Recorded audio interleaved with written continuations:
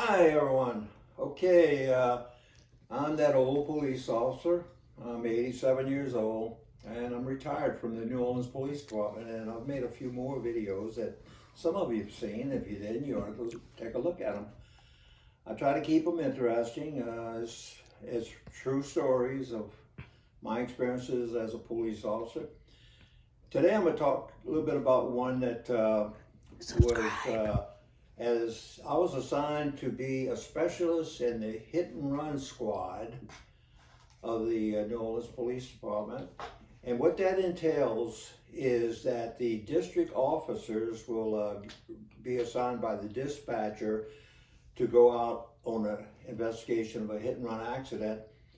And when they arrive there, they do their preliminary investigation. They make out the report, but they don't do any follow-up. If they have any information like a awarded license plate number or any other information that can be followed up, then that will be later turned over to the hit and run officer, a specialist that will do the follow-up. We work plain clothes and out there, and you go to the you check any possibilities of like a license plate number was obtained from the hit and run squad, or other information that can be followed up.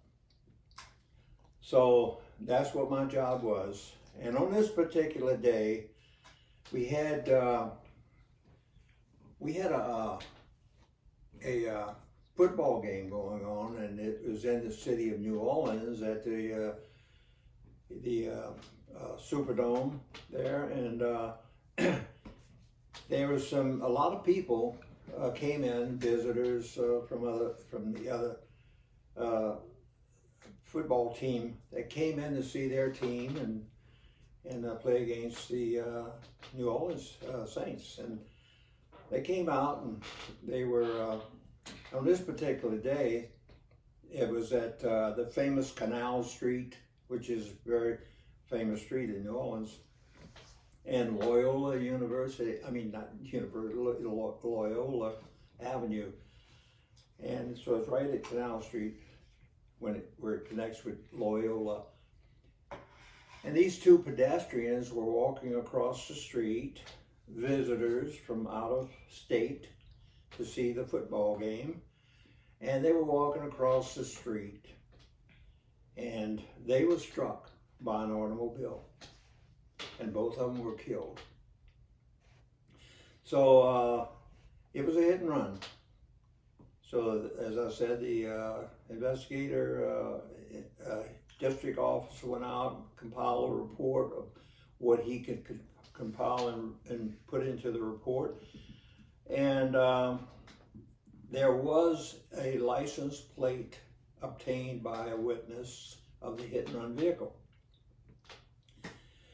So I was assigned that, and I was reading the initial report that was made, and I see the license plate number, and I get a registration check on that number, and had the supposedly owner of the vehicle. So when I get also a report that vehicle had been stolen, reported stolen by the owner. Now I got to explain this.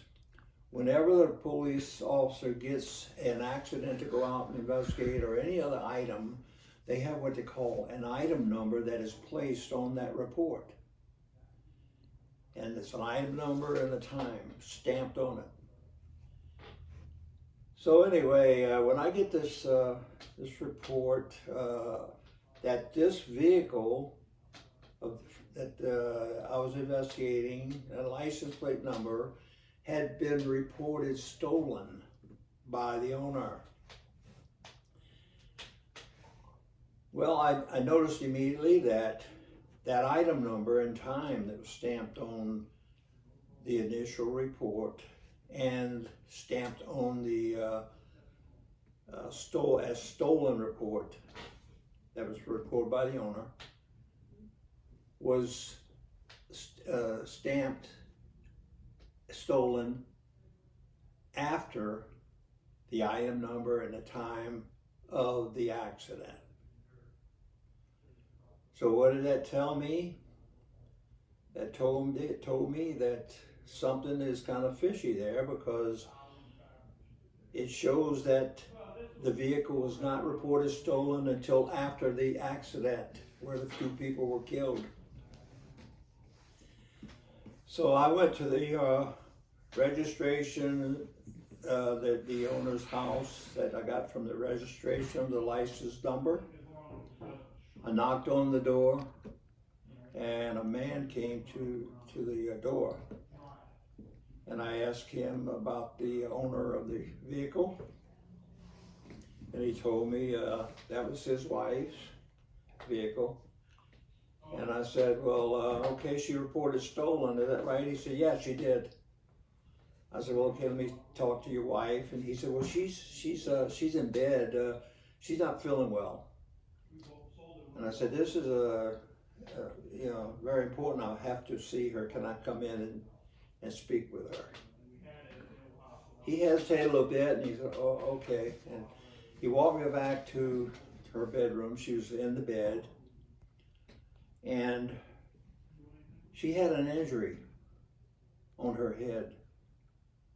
And in that vehicle, the vehicle that was registered to her, that was, I think I'm mistelling you this, that we now had, that we found parked someplace and had it towed in.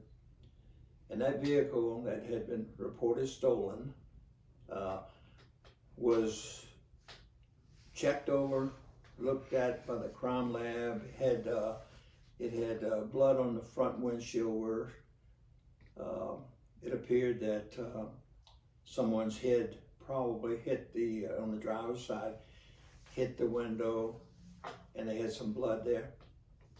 And they had a bloody handkerchief that was still in the car. Now all this evidence went to the crime lab, which is analyzed and tested for a type of blood and so forth. And so anyway, now get back to the house. I was speaking to the lady in her bed, and I asked her about her car, but she said, yeah, it was stolen. It was stolen. And I said, ma'am, let me explain something to you. And I explained it to her just like I explained to you, that the stolen report that she made was stamped with an item, police item number, and a time that was after the accident where the people were killed. I explained that to her. And she got very nervous, and she started crying. And then she admitted that she was afraid, didn't know what to do. After she had the accident, and she parked the vehicle, and she reported it stolen, trying to get out of the fact that she actually hit those people. So anyway, I informed her that she like I say, she blurted out that she was the driver. And at that point, I have to explain this to you. A police officer's responsibility to, at that time, if someone blurts out something, then that's all already admissible. But at that point, I had to give her her Miranda rights, so that she would understand that she had a right to remain silent, that she had a right to have a lawyer present, and that she did not have to make any further statements.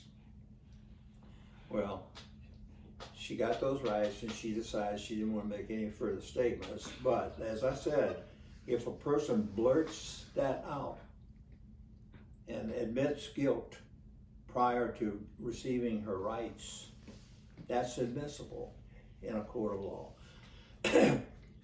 So anyway, she was arrested, and she was later found guilty in court, and she received her sentence, and